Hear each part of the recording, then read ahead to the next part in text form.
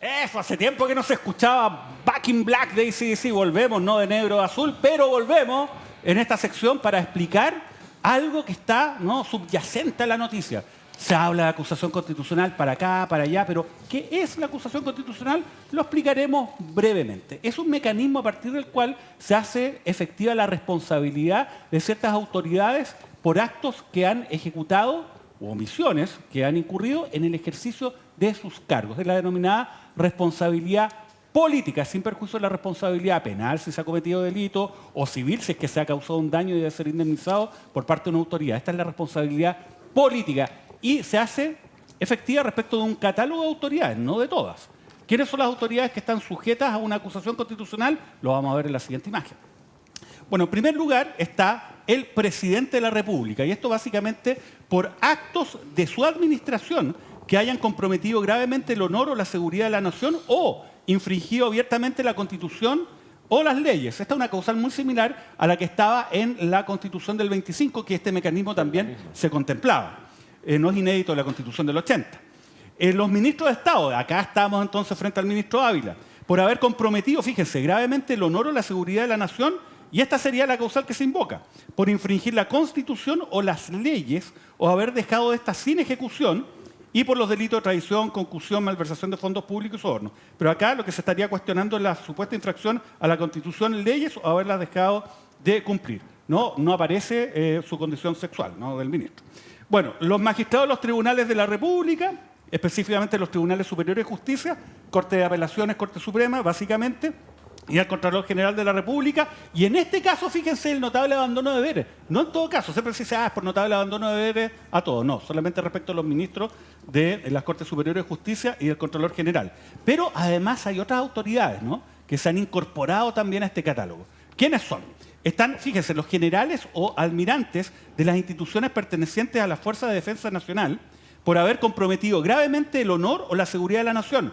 Nótese que no está incluido el director general de Carabineros. Exacto. Está excluido. Bueno, y además los delegados presidenciales regionales, que son los antiguos intendentes, los delegados presidenciales provinciales, que eran los antiguos gobernadores, por infracción de nuevo a la Constitución y por los delitos de traición, sedición, malversación de fondos públicos y concusión. La concusión es básicamente cualquier forma de mala administración o mala gestión de los recursos del Estado, ¿no? Ahora, ¿cuál es el procedimiento? Porque ya tenemos las personas a las cuales se les puede acusar y tenemos también cuáles son las causales. ¿Cómo se lleva a cabo esto? Bueno, veámoslo a continuación. El procedimiento parte por la Cámara de Diputados. Tiene que ser presentado esto a través de un escrito, ¿no?, con fundamento. Tiene que estar firmado por no menos de 10 ni más de 20 diputados. No menos de 10 para darle, digamos, algún sustento respecto de que tiene un apoyo político, pero no más de 20, porque podría llegar la acusación no firmada por un número superior incluso de los necesarios para ser aprobada, y ahí entonces el debate no sería real. Después, ¿qué es lo que ocurre? Se ingresa y se designa una comisión que informa esta presentación por sorteo. Esta es la comisión revisora, ¿no? Esta es la comisión revisora, que es la que funcionó esta semana y que el día de hoy, de hecho, rechazó, ¿no?, esta acusación.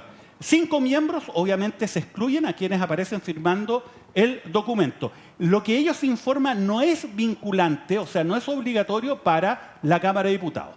Después, ¿qué es lo que ocurre habitualmente? Lo que ocurre habitualmente es que se primero vota por parte del Pleno de la Cámara de Diputados algo que se denomina cuestión previa, que en el fondo es básicamente decir, mire, ¿sabe qué? Está mal presentado, no reúne los requisitos formales y además la causal que se está invocando no correspondería a los hechos que se señalan, ¿no? Eso está un poquito al límite de si es que es formal o no, pero bueno, en la práctica parlamentaria así se ha hecho. Entonces se vota primero la cuestión previa. Si se pasa la cuestión previa, o sea, se dice, mire, está bien presentado, no, formalmente está bien estructurado, se pasa al fondo. ¿Y qué es lo que ocurre con el fondo? Veamos de nuevo en la imagen qué es lo que pasa a votar esta acusación constitucional. El fondo es básicamente dar cuenta si los hechos se encuentran acreditados y si estos hechos constituyen la causal que se invoca, ¿ya? Cada uno de estos de estas acusaciones constitucionales tienen que venir divididos por capítulos, ¿ok? Y cada capítulo da cuenta de un hecho, de una infracción, y se van votando cada uno de ellos. Ahora, ¿qué es lo que ocurre? Para que se apruebe esto, se requiere por regla general la mayoría de los diputados presentes. Ya. Esto es bien importante porque algunos se hacen los locos y se mandan a cambiar, no llegan al hemiciclo, Su ¿no? vueltecita. Les pasa algo, parece que el cafecito no está más o menos bueno y se quedan incluso allá afuera, digamos, de la sala hay un café y no entran, ¿no? ¿Se parean? ¿Ah? Dicen, yo no voy, pues tú tampoco. No, es que este no es materia de pareo, en principio. Ah, aquí no.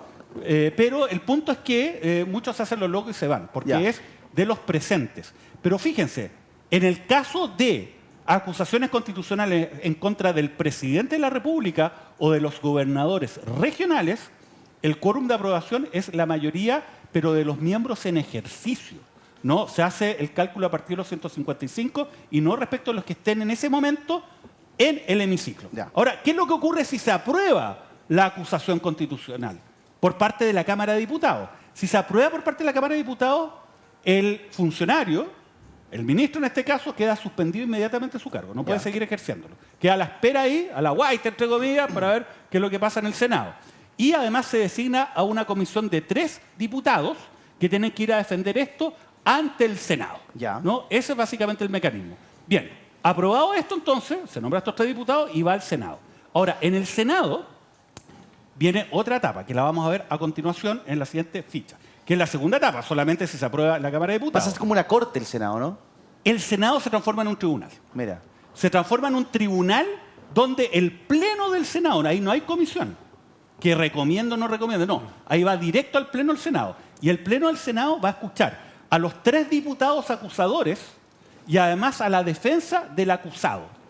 Todos los senadores actúan como un jurado. ¿Qué Ya. significa que actúan como un jurado? Que es un tribunal que toma sus decisiones a partir de su convicción íntima, interna.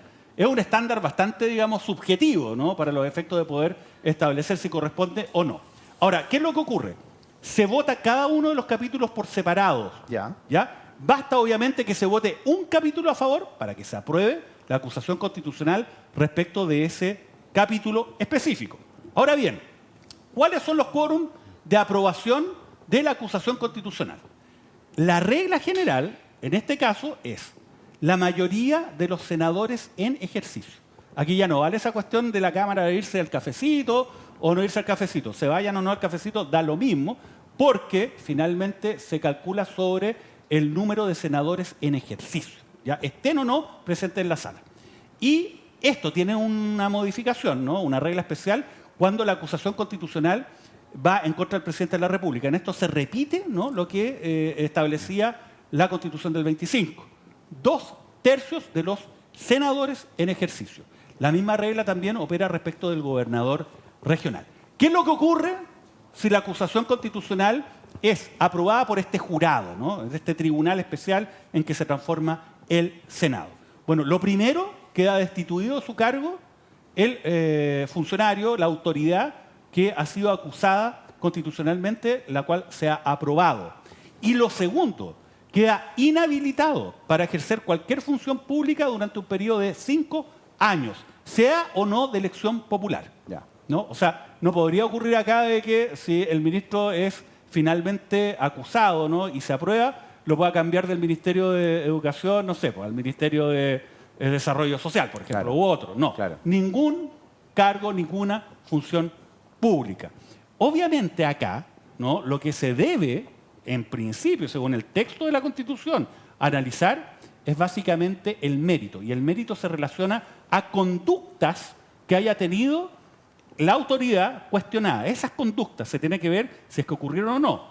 Lo segundo es si es que constituyen o no una infracción a la Constitución o a la ley. Y lo tercero, si es de una gravedad suficiente para poder llevar a cabo, ¿no? esta acusación. El ser un mal ministro, desde ya les cuento que no es una causal, ¿no? Porque si no, la verdad que yo creo que tendríamos varios acusados constitucionalmente y desde hace rato, ¿no? Obviamente involucra una infracción a la Constitución o a las leyes o haberlas dejado sin ejecutar en un contexto de gravedad, ¿no? Y eso es por lo menos lo que establece este instrumento, que es la vía de fiscalización más fuerte, ¿no? Más grave que tiene la Cámara de Diputados respecto de los actos del gobierno y de las autoridades que pueden ser objeto de esta acusación constitucional. Pregunta Mauricio. 2 preguntas. 1, dijiste que 3 diputados van al Senado, si es que esto se aprueba, Sí. van al Senado a ejercer un poco el rol de acusadores. ¿Quién defiende al ministro? ¿El propio ministro solo? ¿Un abogado? No. ¿Otro diputado? Habitualmente se designa un abogado, porque como es un juicio, Don Francisco Cox. entonces en este caso hay un abogado, digamos, y ha habido varios abogados que van. El problema, lamentablemente, yo trabajé hartos años en el Senado presencié en primera fila varias acusaciones constitucionales. Veía cómo un mismo senador pedía minutas para justificar el voto a favor o en contra. ¿Por qué? Porque muchas veces, no era el caso de la gente que yo asesoraba en todo caso, pero uno lo observaba. ¿Por qué? Porque finalmente esto es algo político, ¿no? Y muchas veces hay negociaciones políticas en este ámbito y la verdad es que no se sigue lo que debiese ser el análisis propio de una acusación constitucional respecto precisamente si estos hechos están probados y si constituyen o no una infracción a la Constitución, a las leyes y en su caso si tiene la entidad suficiente para justificar esta, digamos, destitución. Y no solamente la destitución, sino los 5 años donde no pueden estar ejerciendo ninguna función Mira, pública. Me queda una última duda. Sí. ¿Para qué sirve la comisión revisora si rechazan, ¿cierto?, la acusación, pero no es vinculante? Entonces igual es como un insumo de información, ¿no? ¿Para qué está la comisión Bueno, revisora? si el proceso se llevara con seriedad, ¿no? Cosa que lamentablemente no ocurre en muchas oportunidades, entonces serviría para poder hacer un análisis respecto de si están acreditados los hechos, ¿no? Y de qué medida estos hechos podrían ser o no constitutivos de una infracción a la Constitución o a la ley. Pero la verdad es que lamentablemente esto se ha hecho simplemente como una instancia política donde, bueno, vemos declaraciones como la señora Aranda y otros, y la verdad que cada bloque vota según lo que es su, digamos, afiliación política. Ya, hecha la explicación de